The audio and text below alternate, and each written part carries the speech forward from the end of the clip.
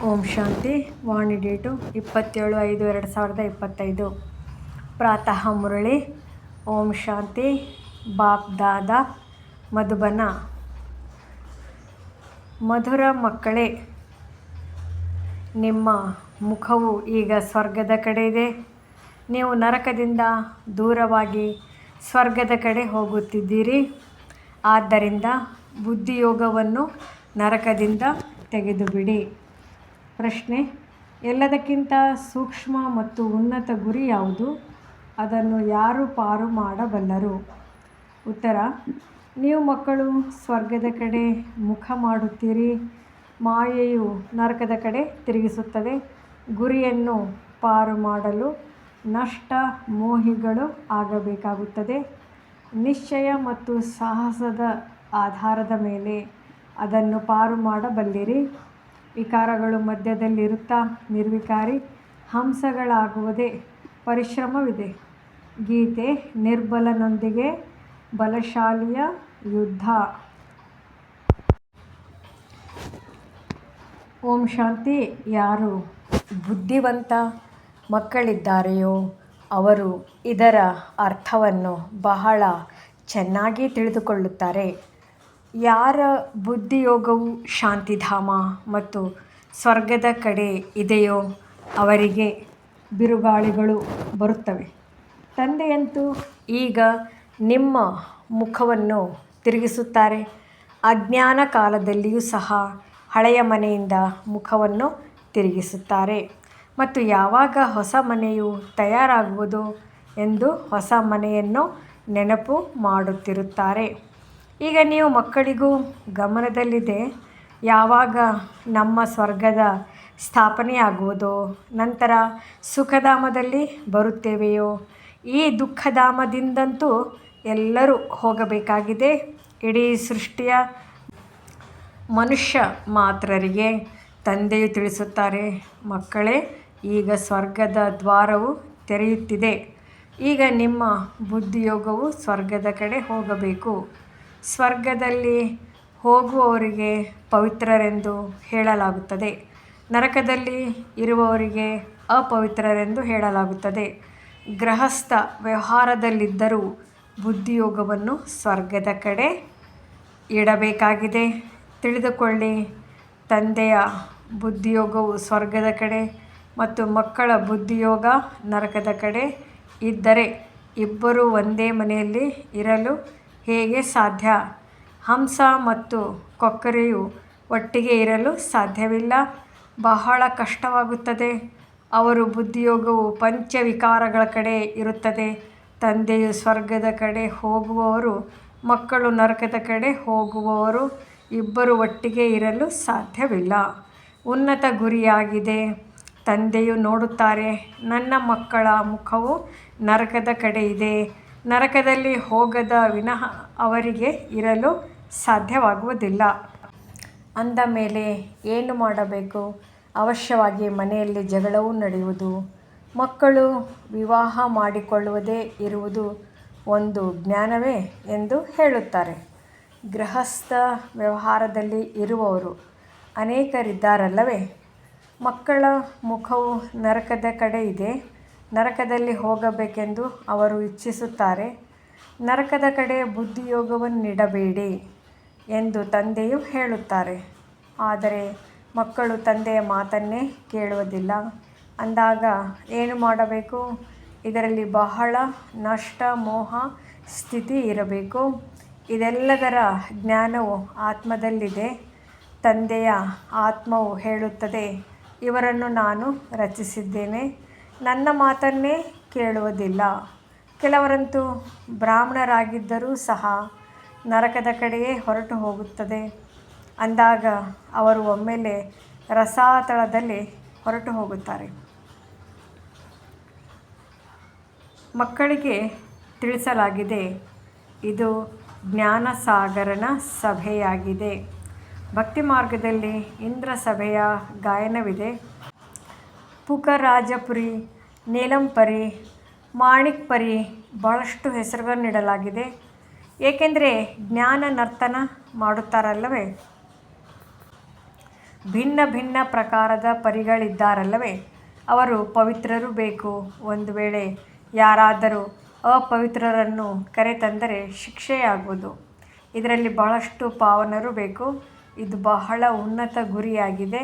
ಆದ್ದರಿಂದ ವೃಕ್ಷವು ಬೇಗನೆ ವೃದ್ಧಿ ಹೊಂದುವುದಿಲ್ಲ. ತಂದೆಯು ಯಾವ ಜ್ಞಾನವನ್ನು ಕೊಡುತ್ತಾರೆಯೋ ಅದನ್ನು ಯಾರೂ ಅರಿತುಕೊಂಡಿಲ್ಲ. ಶಾಸ್ತ್ರಗಳಲ್ಲಿಯೂ ಈ ಜ್ಞಾನವಿಲ್ಲ. ಆದ್ದರಿಂದ ಸ್ವಲ್ಪ ನಿಶ್ಚಯವಾಯಿತೆಂದರೆ ಮಾಯೆಯು ಒಮ್ಮೆಲೆ ಪೆಟ್ಟನ್ನು ಕೊಟ್ಟು ಬೀಳಿಸುತ್ತದೆ. ಬಿರುಗಾಳಿಯಲ್ಲವೇ, ಈ ಚಿಕ್ಕ ದೀಪವನ್ನು ಬಿರುಗಾಳಿಯು ಒಂದೇ ಏಟಿನಿಂದ ಬೀಳಿಸುತ್ತದೆ. ಅನ್ಯರು ವಿಕಾರದಲ್ಲಿ ಬೀಳುತ್ತಿರುವುದನ್ನು ನೋಡಿ ತಾನೂ ಬೀಳುತ್ತಾರೆ. ಇದರಲ್ಲಿ ಬಹಳ ತಿಳಿದುಕೊಳ್ಳುವ ಬುದ್ಧಿ ಇರಬೇಕು. ಅಬಲೆಯರ ಮೇಲೆ ಅತ್ಯಾಚಾರವಾಯಿತೆಂದು ಗಾಯನವಿದೆ. ತಂದೆಯು ತಿಳಿಸುತ್ತಾರೆ, ಮಕ್ಕಳೇ, ಕಾಮ ಮಹಾಶತ್ರುವಾಗಿದೆ. ಇದರ ಪ್ರತಿ ನಿಮಗೆ ಬಹಳ ತಿರಸ್ಕಾರವು ಬರಬೇಕು. ತಂದೆಯು ಈಗ ಬಹಳ ತಿರಸ್ಕಾರವನ್ನು ತರಿಸುತ್ತಾರೆ. ಮೊದಲು ಈ ಮಾತಿರಲಿಲ್ಲ. ನರಕವಂತೂ ಈಗಲೇ ಇದೆಯಲ್ಲವೇ. ದ್ರೌಪದಿಯು ಕರೆದಳು, ಇದು ಈಗಿನ ಮಾತಾಗಿದೆ. ಎಷ್ಟು ಚೆನ್ನಾಗಿ ತಿಳಿಸಿಕೊಡಲಾಗುತ್ತದೆ. ಆದರೂ ಸಹ ಬುದ್ಧಿಯಲ್ಲಿ ಕುಳಿತುಕೊಳ್ಳುವುದಿಲ್ಲ. ಗೇಟ್ ವೇ ಟು ಹೆವನ್, ಸ್ವರ್ಗಕ್ಕೆ ದಾರಿ. ಈ ಗೋಲದ ಚಿತ್ರವು ಬಹಳ ಚೆನ್ನಾಗಿದೆ. ಗೋಲದ ಚಿತ್ರದಿಂದ ಬಹಳ ಚೆನ್ನಾಗಿ ಅರಿತುಕೊಳ್ಳುತ್ತಾರೆ. ಏಣಿಯ ಚಿತ್ರದಿಂದಲೂ ಈ ಗೋಲದ ಚಿತ್ರದಿಂದ ತಿಳಿದುಕೊಳ್ಳುವಷ್ಟು ತಿಳಿದುಕೊಳ್ಳುವುದಿಲ್ಲ. ದಿನ ಪ್ರತಿದಿನ ನವೀನತೆಯು ಬರುತ್ತಾ ಹೋಗುತ್ತದೆ. ತಂದೆಯು ತಿಳಿಸುತ್ತಾರೆ, ಇಂದು ನಿಮಗೆ ಸಂಪೂರ್ಣ ಹೊಸ ಸಲಹೆಯನ್ನು ಕೊಡುತ್ತೇನೆ. ಮೊದಲೇ ಎಲ್ಲ ಸಲಹೆಗಳು ಸಿಗುವುದಿಲ್ಲ. ಇದು ಎಂತಹ ಪ್ರಪಂಚವಾಗಿದೆ. ಇದರಲ್ಲಿ ಎಷ್ಟೊಂದು ದುಃಖವಿದೆ. ಮಕ್ಕಳಲ್ಲಿ ಎಷ್ಟು ಮೋಹವಿರುತ್ತದೆ. ಮಗನು ಶರೀರ ಬಿಟ್ಟರೆ ಒಮ್ಮೆಲೆ ಹಾಸಿಗೆಯನ್ನು ಹಿಡಿಯುತ್ತಾರೆ. ಬಹಳ ದುಃಖವಿದೆ. ಸಾಹುಕಾರರೆಲ್ಲರೂ ಸುಖಿಯಾಗಿದ್ದಾರೆಂದಲ್ಲ, ಅನೇಕ ಪ್ರಕಾರದ ರೋಗಗಳಿರುತ್ತವೆ ಮತ್ತು ಆಸ್ಪತ್ರೆಗಳಲ್ಲಿರುತ್ತಾರೆ. ಬಡವರು ಸಾಮಾನ್ಯ ವಾರ್ಡ್ನಲ್ಲಿರುತ್ತಾರೆ. ಸಾಹುಕಾರರಿಗೆ ಬೇರೆಯಾಗಿ ವಿಶೇಷ ಕೋಣೆಯೂ ಸಿಗುತ್ತದೆ ಅಷ್ಟೇ. ಆದರೆ ದುಃಖವಂತೂ ಸಾಹುಕಾರರಷ್ಟೇ ಬಡವರಿಗೂ ಆಗುತ್ತದೆ. ಕೇವಲ ಅವರಿಗೆ ಸ್ಥಾನವಷ್ಟೇ ಒಳ್ಳೆಯದು ಸಿಗುತ್ತದೆ, ಒಳ್ಳೆಯ ಸಂಭಾಲನೆಯಾಗುತ್ತದೆ. ಈಗ ನೀವು ಮಕ್ಕಳು ತಿಳಿದುಕೊಂಡಿದ್ದೀರಿ. ತಂದೆಯು ನಮಗೆ ಓದಿಸುತ್ತಿದ್ದಾರೆ. ತಂದೆಯು ಅನೇಕ ಬಾರಿ ಓದಿಸಿದ್ದಾರೆ. ತಮ್ಮ ಹೃದಯದಿಂದ ಕೇಳಿಕೊಳ್ಳಬೇಕು, ನಾನು ಓದುತ್ತೇನೆಯೇ ಅಥವಾ ಇಲ್ಲವೇ? ಎಷ್ಟು ಮಂದಿಗೆ ಓದಿಸುತ್ತೇನೆ? ಒಂದು ವೇಳೆ ಓದಿಸಲಿಲ್ಲವೆಂದರೆ ಪದವಿಯೇನೋ ಸಿಗುವುದು. ಪ್ರತಿನಿತ್ಯವೂ ರಾತ್ರಿ ತಮ್ಮ ಚಾರ್ಟನ್ನು ನೋಡಿಕೊಳ್ಳಿ. ಇಂದು ಯಾರಿಗೂ ದುಃಖವನ್ನು ಕೊಡಲಿಲ್ಲವೇ? ಶ್ರೀಮತವು ಹೇಳುತ್ತದೆ, ಯಾರಿಗೂ ದುಃಖವನ್ನು ಕೊಡಬೇಡಿ ಮತ್ತು ಎಲ್ಲರಿಗೂ ಮಾರ್ಗವನ್ನು ತಿಳಿಸಿ. ಯಾರು ನಮ್ಮ ಕುಲದವರಾಗಿರುವರೋ ಅವರಿಗೆ ಬಹುಬೇಗನೆ ಅರ್ಥವಾಗುವುದು. ಈ ಜ್ಞಾನಾಮೃತವು ನಿಲ್ಲಲು ಬುದ್ಧಿಯು ಚಿನ್ನದ ಪಾತ್ರೆಯಾಗಬೇಕು. ಹೇಗೆ ಸಿಂಹದ ಹಾಲಿಗಾಗಿ ಚಿನ್ನದ ಪಾತ್ರೆಯು ಬೇಕೆಂದು ಹೇಳಲಾಗುತ್ತದೆ, ಏಕೆಂದರೆ ಅದರ ಹಾಲು ಬಹಳ ಪ್ರಬಲವಾಗಿರುತ್ತದೆ. ಅದಕ್ಕೆ ಮಕ್ಕಳಲ್ಲಿ ಮೋಹವಿರುತ್ತದೆ. ಯಾರನ್ನಾದರೂ ನೋಡಿದರೆ ಒಮ್ಮೆಲೆ ಮೇಲೆ ಬೀಳುತ್ತದೆ. ನನ್ನ ಮರಿಗಳನ್ನು ಯಾರು ಸಾಯಿಸಬಾರದೆಂದು ತಿಳಿಯುತ್ತದೆ. ಇಲ್ಲಿಯೂ ಸಹ ಅನೇಕರಿದ್ದಾರೆ. ಕೆಲವರಿಗೆ ಪತಿ, ಮಕ್ಕಳು ಮೊದಲಾದವರಲ್ಲಿ ಬಹಳ ಮೋಹವಿರುತ್ತದೆ. ಈಗ ಮಕ್ಕಳು ತಿಳಿದುಕೊಂಡಿದ್ದೀರಿ. ಸ್ವರ್ಗದ ಬಾಗಿಲು, ಕೃಷ್ಣನ ಬಾಗಿಲು ತೆರೆಯುತ್ತದೆ. ಕೃಷ್ಣನ ಚಿತ್ರದಲ್ಲಿ ಬಹಳ ಸ್ಪಷ್ಟವಾಗಿ ಬರೆಯಲ್ಪಟ್ಟಿದೆ, ಈ ಯುದ್ಧದ ನಂತರ ಸ್ವರ್ಗದ ಬಾಗಿಲುಗಳು ತೆರೆಯುತ್ತವೆ. ಅಲ್ಲಿ ಕೆಲವರೇ ಮನುಷ್ಯರಿರುತ್ತಾರೆ. ಉಳಿದವರೆಲ್ಲರೂ ಮುಕ್ತಿಧಾಮಕ್ಕೆ ಹೊರಟು ಹೋಗುತ್ತಾರೆ. ಬಹಳ ಶಿಕ್ಷೆಗಳನ್ನು ಅನುಭವಿಸಬೇಕಾಗುತ್ತದೆ. ಯಾವುದೆಲ್ಲ ಪಾಪಕರ್ಮಗಳನ್ನು ಮಾಡಿದ್ದೀರೋ ಒಂದೊಂದು ಜನ್ಮದ ಪಾಪವನ್ನು ಸಾಕ್ಷಾತ್ಕಾರ ಮಾಡಿಸುತ್ತಾರೆ. ಶಿಕ್ಷೆಗಳನ್ನು ಅನುಭವಿಸ್ತಾ ಇರುತ್ತೀರಿ. ನಂತರ ಬಹಳ ಕನಿಷ್ಠ ಪದವಿಯನ್ನು ಪಡೆಯುತ್ತೀರಿ. ನೆನಪಿನಲ್ಲಿರದೇ ಇರುವ ಕಾರಣ ವಿಕರ್ಮ ವಿನಾಶವಾಗುವುದಿಲ್ಲ.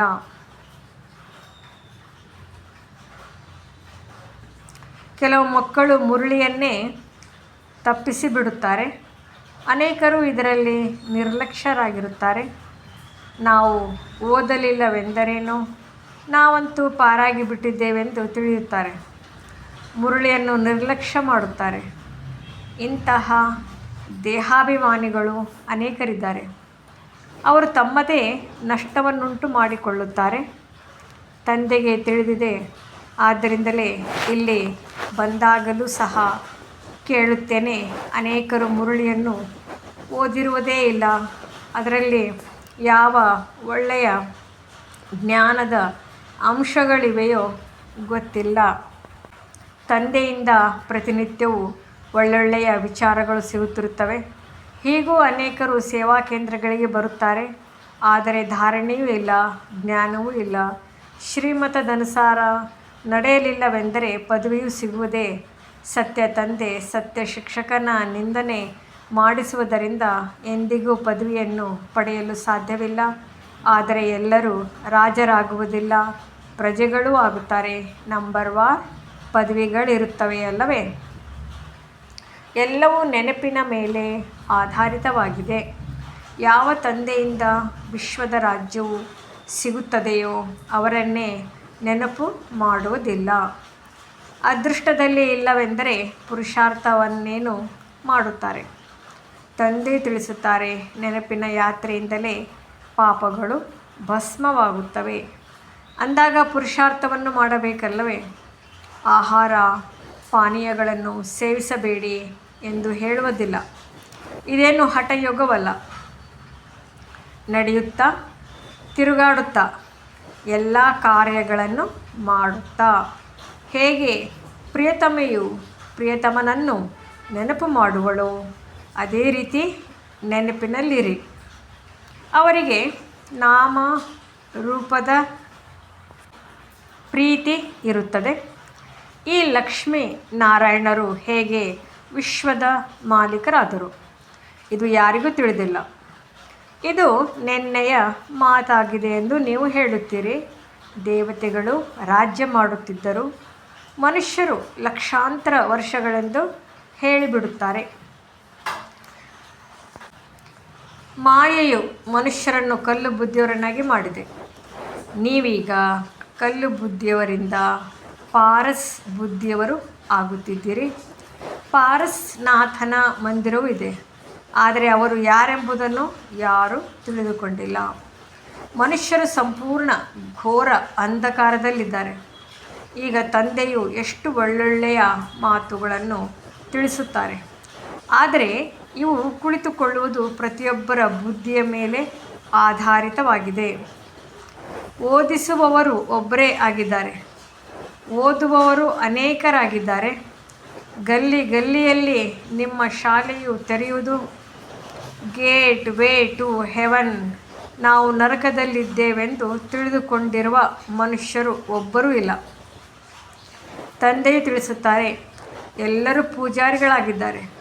ಪೂಜ್ಯರು ಸತ್ಯುಗದಲ್ಲಿಯೇ ಇರುತ್ತಾರೆ, ಪೂಜಾರಿಗಳು ಕಲಿಯುಗದಲ್ಲಿದ್ದಾರೆ. ಇದನ್ನು ಮನುಷ್ಯರು ಭಗವಂತನೇ ಪೂಜ್ಯ, ಭಗವಂತನೇ ಪೂಜಾರಿಯಾಗುತ್ತಾರೆಂದು ತಿಳಿಯುತ್ತಾರೆ. ತಾವೇ ಭಗವಂತನಾಗಿದ್ದೀರಿ, ತಾವೇ ಇವೆಲ್ಲ ಆಟವನ್ನು ಮಾಡುತ್ತೀರಿ. ನೀವು ಭಗವಂತ, ನಾವು ಭಗವಂತನೆಂದು ತಿಳಿಯುತ್ತಾರೆ. ಏನನ್ನು ತಿಳಿದುಕೊಂಡಿಲ್ಲ. ಇದು ರಾವಣ ರಾಜ್ಯವಾಗಿದೆ. ನೀವು ಹೇಗಿದ್ದೀರಿ? ಈಗ ಏನಾಗುತ್ತೀರಿ? ಮಕ್ಕಳಿಗೆ ಬಹಳ ನಶೆ ಇರಬೇಕು. ತಂದೆಯು ಕೇವಲ ಇಷ್ಟನ್ನೇ ತಿಳಿಸುತ್ತಾರೆ, ನನ್ನನ್ನು ನೆನಪು ಮಾಡಿದರೆ ನೀವು ಪುಣ್ಯಾತ್ಮರಾಗಿ ಬಿಡುತ್ತೀರಿ. ತಂದೆಯು ಮಕ್ಕಳಿಗೆ ಪುಣ್ಯಾತ್ಮರಾಗುವ ಯುಕ್ತಿಯನ್ನು ತಿಳಿಸುತ್ತಾರೆ. ಮಕ್ಕಳೇ, ಈಗ ಹಳೆಯ ಪ್ರಪಂಚದ ಅಂತಿಮವಾಗಿದೆ. ನಾನೀಗ ಡೈರೆಕ್ಟ್ ಬಂದಿದ್ದೇನೆ. ಇದು ಕೊನೆಯ ದಾನವಾಗಿದೆ. ಆದ್ದರಿಂದ ಒಮ್ಮೆಲೆ ಸಮರ್ಪಣೆ ಆಗಿಬಿಡಿ. ಬಾಬಾ ಇದೆಲ್ಲವೂ ತಮ್ಮದಾಗಿದೆ. ತಂದೆಯಂತೂ ನಿಮಗೆ ಕೊಡುವುದಕ್ಕಾಗಿಯೇ ನಿಮ್ಮಿಂದ ಸಮರ್ಪಣೆ ಮಾಡಿಸುತ್ತಾರೆ. ನಿಮ್ಮದೇನಾದರೂ ಭವಿಷ್ಯಕ್ಕಾಗಿ ಪ್ರಾರಬ್ಧವಾಗಬೇಕೇ? ಮನುಷ್ಯರು ಈಶ್ವರಾರ್ಥವಾಗಿ ದಾನ ಪುಣ್ಯವನ್ನು ಮಾಡುತ್ತಾರೆ. ಅದು ಪರೋಕ್ಷವಾಗಿದೆ. ಅದರ ಫಲವು ಇನ್ನೊಂದು ಜನ್ಮದಲ್ಲಿ ಸಿಗುತ್ತದೆ. ಇದು ಸಹ ನಾಟಕದಲ್ಲಿ ನಿಗದಿಯಾಗಿದೆ. ಈಗಂತೂ ನಾನು ಪ್ರತ್ಯಕ್ಷದಲ್ಲಿದ್ದೇನೆ. ಈಗ ನೀವೇನನ್ನು ಮಾಡುತ್ತೀರೋ ಅದಕ್ಕೆ ಪ್ರತಿಯಾಗಿ ಪದಮ ಗುಣದಷ್ಟು ಸಿಗುವುದು. ಸತ್ಯಯುಗದಲ್ಲಿ ದಾನ ಪುಣ್ಯ ಮೊದಲಾದವುಗಳು ಮಾತಿಲ್ಲ. ಇಲ್ಲಿ ಯಾರ ಬಳಿಯಾದರೂ ಹಣವಿದ್ದರೆ ಹೋಗಿ ಸೇವಾ ಕೇಂದ್ರಗಳನ್ನು ತೆರೆಯಿರಿ, ಪ್ರದರ್ಶನಿಯನ್ನು ಇಡಿ ಎಂದು ತಂದೆಯು ತಿಳಿಸುತ್ತಾರೆ. ಬಡವರಾಗಿದ್ದರೆ ತಮ್ಮ ಮನೆಯಲ್ಲಿಯೇ ಕೇವಲ ಗೇಟ್ ವೇ ಟು ಹೆವನ್ ಎಂಬ ಬೋರ್ಡನ್ನು ಹಾಕಿರಿ ಎಂದು ಹೇಳುತ್ತಾರೆ. ಸ್ವರ್ಗ ಮತ್ತು ನರಕವಿದೆಯಲ್ಲವೇ? ನಾವೀಗ ನರಕವಾಸಿಗಳಾಗಿದ್ದೇವೆ ಎಂಬುದನ್ನು ಸಹ ಯಾರೂ ತಿಳಿದುಕೊಳ್ಳುವುದಿಲ್ಲ. ಒಂದು ವೇಳೆ ಸ್ವರ್ಗಕ್ಕೆ ಹೋಗಿದ್ದರೆ ಮತ್ತೆ ಅವರನ್ನು ನರಕದಲ್ಲೇಕೆ ಕರೆಯುತ್ತೀರಿ? ಸ್ವರ್ಗದಲ್ಲಿ ಯಾರೂ ಸಹ ಸ್ವರ್ಗಸ್ಥರಾದರೆಂದು ಹೇಳುತ್ತಿರಲಿಲ್ಲ. ಅವರಿರುವುದೇ ಸ್ವರ್ಗದಲ್ಲಿ. ಅಂದಾಗ ಪುನರ್ಜನ್ಮವೂ ಸಹ ಸ್ವರ್ಗದಲ್ಲಿಯೇ ಸಿಗುತ್ತದೆ. ಇಲ್ಲಿ ಪುನರ್ಜನ್ಮವು ನರಕದಲ್ಲಿಯೇ ಸಿಗುತ್ತದೆ. ಈ ಮಾತುಗಳನ್ನು ಸಹ ನೀವು ತಿಳಿಸಬಹುದು. ಭಗವಾನ್ ವಾಚ್, ನನ್ನನ್ನೊಬ್ಬನನ್ನೇ ನೆನಪು ಮಾಡಿ, ಏಕೆಂದರೆ ನಾನೇ ಪತಿತ ಪಾವನನಾಗಿದ್ದೇನೆ.